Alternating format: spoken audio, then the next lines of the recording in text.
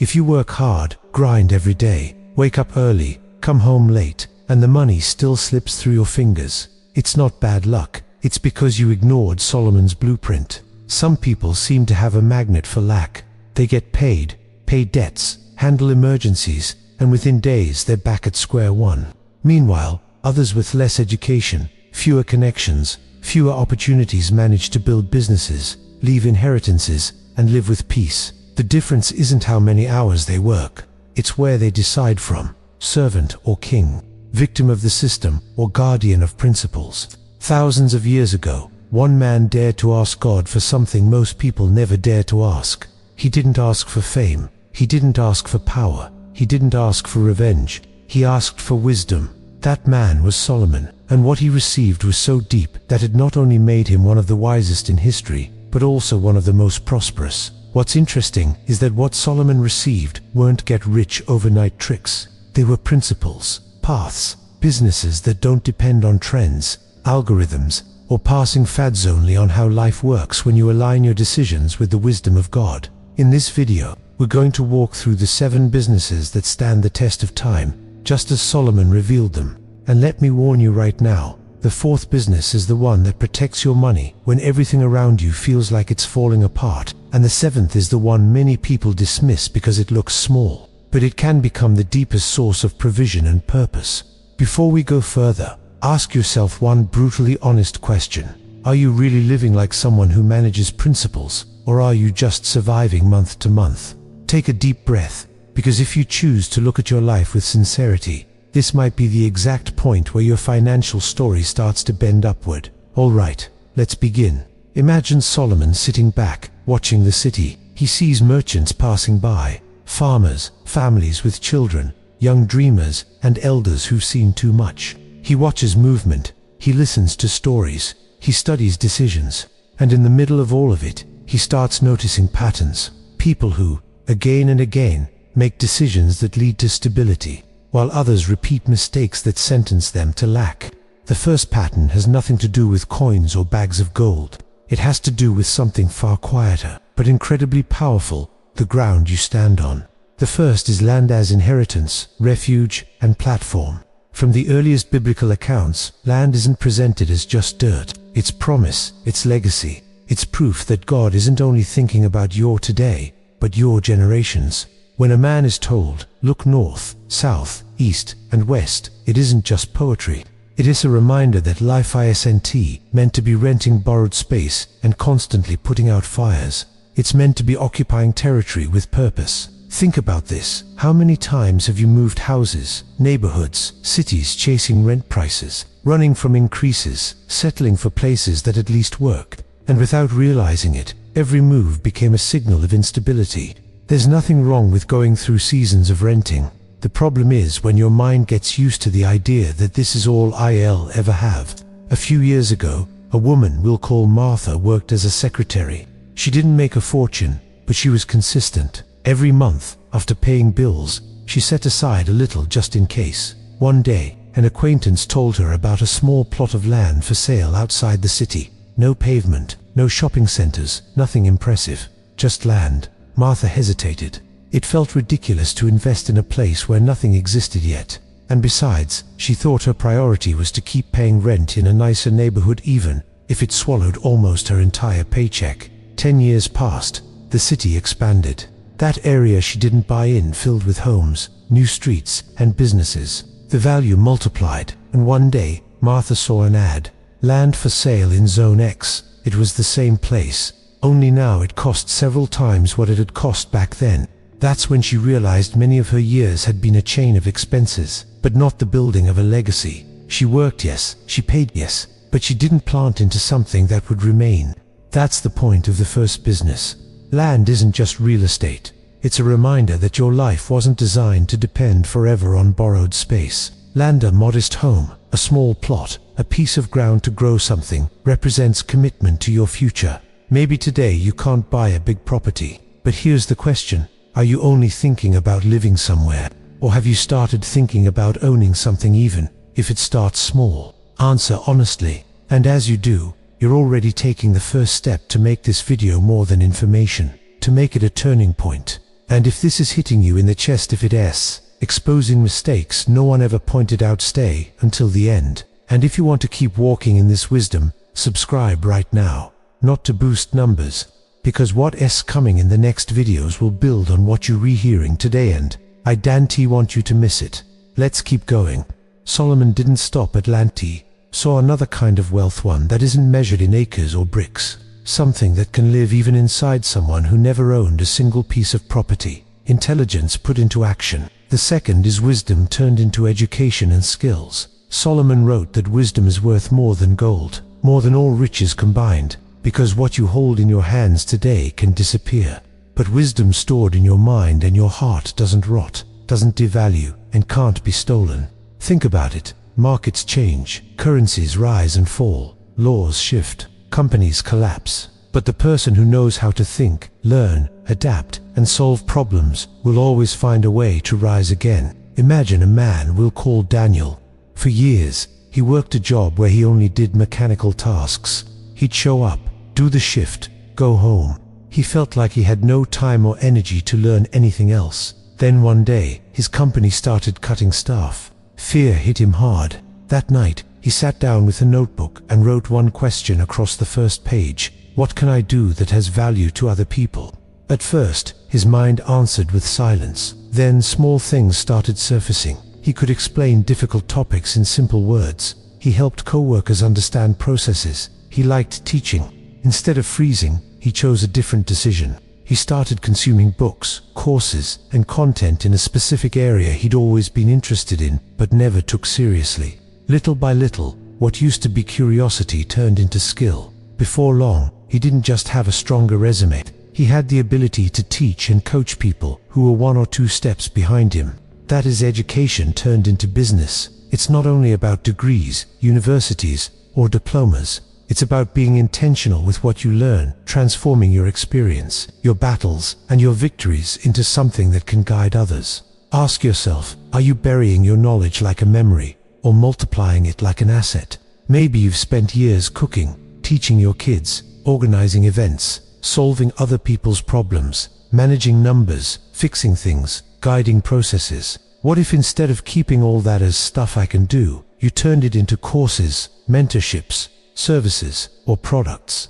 Here's a simple exercise. When this video ends, grab a sheet of paper and write 3 things people often ask you for help with. Don't dismiss it. That could be the seed of the business you haven't seen yet, but God has been whispering to you for a long time through the repeating situations in your life. Let's keep moving. There's something that repeats again and again in ancient texts, image after image of fields, seeds, planting, harvesting, herds. It's not random. It's not just how life was back then. It's a language teaching you how multiplication works. The third is producing food and basic resources, agriculture, and the careful raising of what sustains life. In a time of famine, there was someone who decided to plant in the same ground where everyone else only saw drought. What looked like madness became a harvest beyond calculation. The lesson isn't that it will always be easy, or that there will never be risk. The lesson is that life often honors the one who dares to plant where others only consume. Now bring it to today. Not everyone will own a farm, a field, or a ranch. But the question is, are you only a consumer of what others produce? Or are you creating something other people need? Some people have started with something as simple as a small urban garden. Homemade foods, natural products, bread, preserves, vegetables, fruit, eggs. It doesn't always begin as a big company. Sometimes it begins as a table at a local market, a sale to neighbors, a small monthly subscription.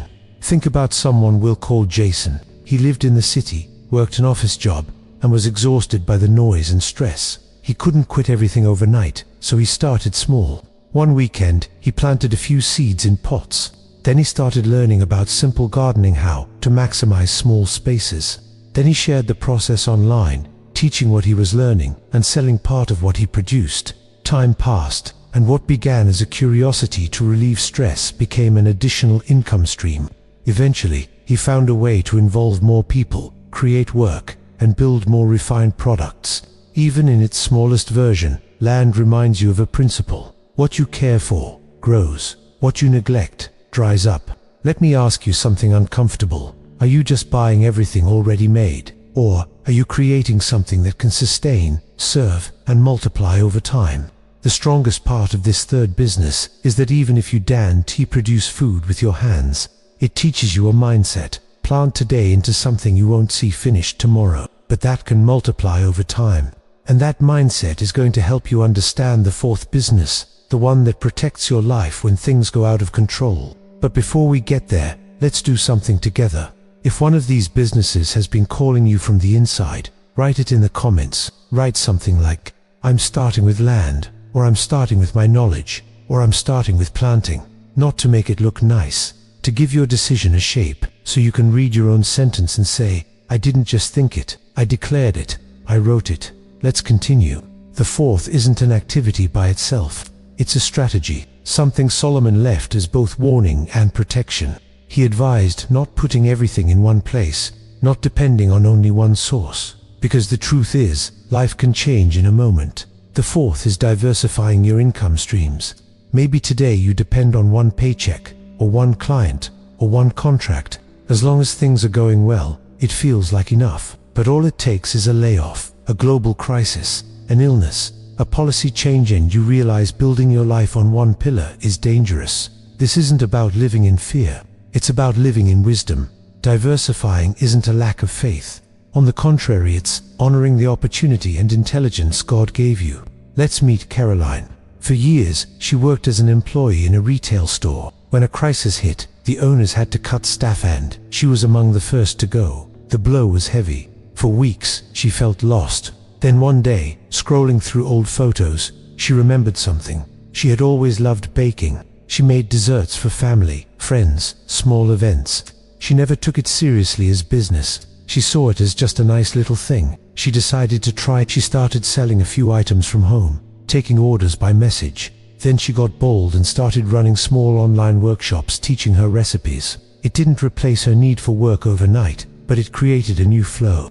Later, she found another job, this time without abandoning baking. When people asked what had changed, she said something simple. Before, I only had one door. Now I have several. If one closes, I can still breathe. Diversifying can look like passive income, small digital businesses, hourly services, products, simple investments, collaborations. It's not about doing 100 things at once with no focus. It's about refusing to let your entire life depend on one source you can't control. Ask yourself something very specific. If tomorrow you lost your main income, what other door would already be half open because of a skill, experience, or something you're already doing that you could expand? If the answer is none, this fourth business is speaking to you loudly. And the best part, you don't need to wait years to begin. You just need to look at what you already do, what you already know, and what you already have with eyes of opportunity, not just routine. Now comes the fifth, and this one expands your vision beyond your neighborhood, your city, or your country. When Solomon watched the movement of caravans, ships, and merchants coming and going, he didn't just see exchange, he saw bridges. He saw how what was abundant in one place became provision in another. He saw how geography could become alliance, market, and protection. The fifth is trade, expanding what you have into other territories. In ancient times, it looked like caravans loaded with goods crossing borders. Today, it looks like trucks, online stores, international shipping, digital platforms, and services sold at a distance. Imagine David. He started selling physical products in his city. He thought small. As long as I sell here, I'm fine. Then one day, a customer asked if he could ship his product to another region. That forced him to learn about shipping, packaging, logistics. Over time, what used to be only local turned into something reaching other cities. Later, he realized many people wanted to learn what he had built. So alongside selling his product, he began teaching how to create and move products. Without realizing it, he went from local seller to someone expanding impact into new territories. The lesson of this fifth business is simple. Maybe you have something you're reoffering only inside a tiny circle. What would happen if you took it where it hasn't reached yet? Don't underestimate what you have. A product, a skill, an idea, a service can become real trade if you dare to think beyond your current borders. Trade isn't only selling, it's connecting needs to solutions, people to opportunities, places to resources. And now comes something even more interesting. Because if trade requires movement, there's another opportunity that activates when you understand this principle. An ancient vision described chariots racing through streets, crossing in the squares, moving fast. Beyond the imagery, there's a reminder: where there is movement, there is often provision. The sixth is transportation, and everything that activates when you decide to put what you have into motion. Maybe you think of massive shipping companies and big trucks, but I want you to think simpler and deeper. Mobility is when you use your resources, your time, your vehicle, your energy to connect points other people don't connect. Some people, with a bicycle, a car, a motorcycle, or even on foot, have built income streams delivering products, people, documents, food.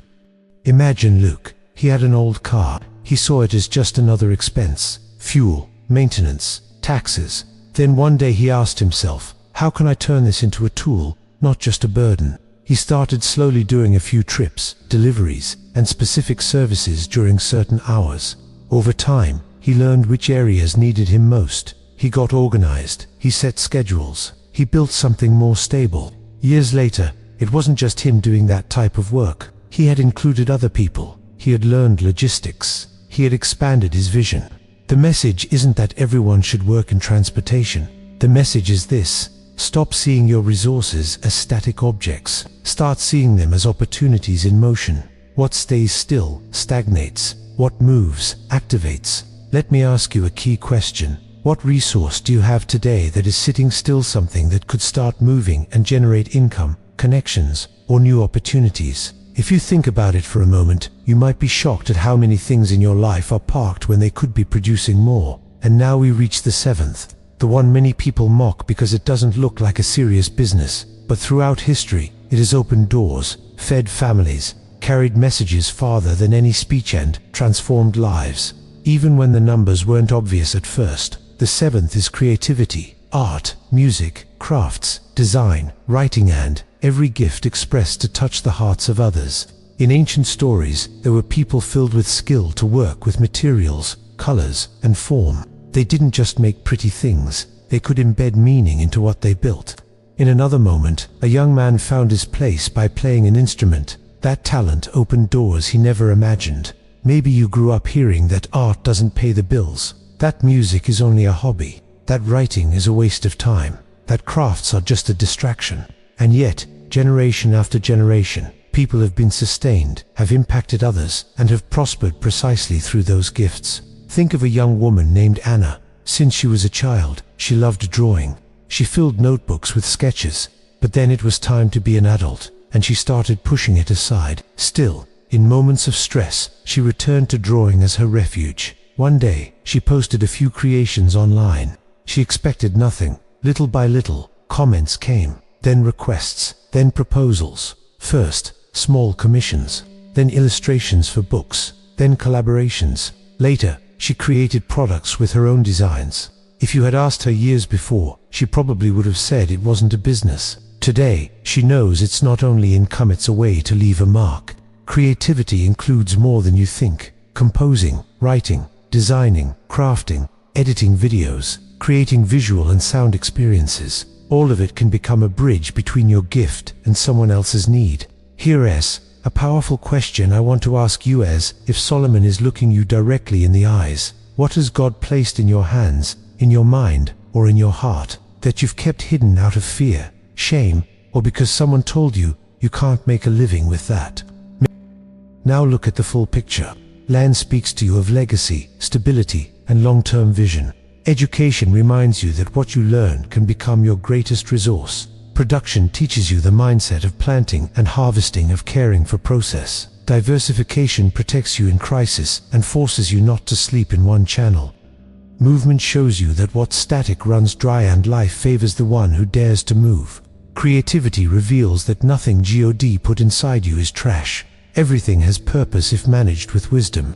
Now, I want you to imagine something very specific. Imagine your life 5 years from now. Imagine you didn't let this pass. Imagine you didn't stop at this video, but you chose one path and started. Small, maybe. Imperfect, definitely. But you started. What would your life look like if instead of depending on one source, you had 3 or 4? What would your life look like if you stopped hopping from rent to rent and started building something of your own even?